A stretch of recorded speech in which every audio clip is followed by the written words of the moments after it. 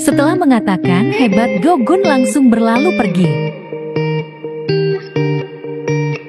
Hingga membuat Go-gun menanyakan jika hobi Se-yang adalah mengikuti orang. Setelah menerima sebuah panggilan telepon, Go-gun meninggalkan Se-yang dan bergegas ke rumah sakit. Bayangan tentang adiknya yang mengidap leukemia dan ayahnya yang sedikit depresi terlintas di pikirannya.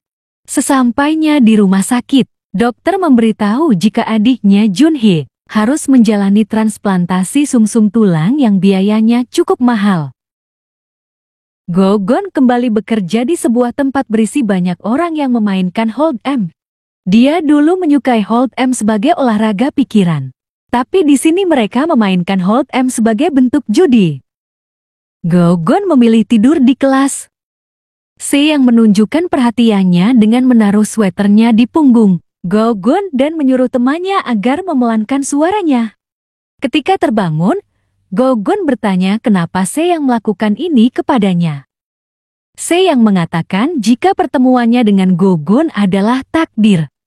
Saat ini Go-gun tidak bisa memikirkan takdir, karena menurutnya harus tidak merasa kekurangan apapun untuk memikirkan takdir. Se-yang tentu saja menyanggahnya, tapi Go-gun tenang dan pergi.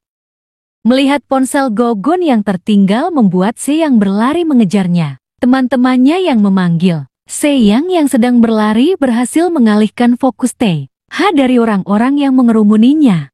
Go-gun berterima kasih karena Se-yang telah memberikan ponselnya. Dan saat itu juga Tae-ha mendekat ke Se-yang, membuat Tae-ha dia bertemu lagi dengan Go-gun. Dari SMP Go-gun dan Tae-ha sudah saling mengenal. Dulu, Tae-ha menantang Go-gun untuk memainkan Hold'em dan permainan dimenangkan oleh Go-gun. Tae-ha menanyakan mengenai kabar ayahnya, tapi menyebabkan Go-gun tersulut emosi. Se-yang pun berusaha melerai keduanya dan menyuruh Go-gun pergi. Tapi sebelum pergi, dia mengatakan jika Se-yang dan Tae-ha cocok. Se-yang mendengar pun merasa sedikit kecewa. Setelah mengantarkan Se-yang, Tae-ha mengatakan bahwa dia menyukai Se-yang. Se-yang menolaknya lagi. Dia berkata agar jangan berharap padanya karena dari dulu, Se-yang tidak pernah memberikan harapan. Tae-ha pun merasa jika ini karena Go-gun, dan dia akan berusaha menyingkirkan Go-gun. Ayah Go-gun mendatangi tempat judi. Dari uang hingga perhiasan dia serahkan. Tapi justru yang didapatkannya adalah kekalahan. Ternyata, Tae-ha adalah dalang di baliknya dan membuat ayah Go-gun berakhir di pengadilan. Go-gun kembali bekerja di bar.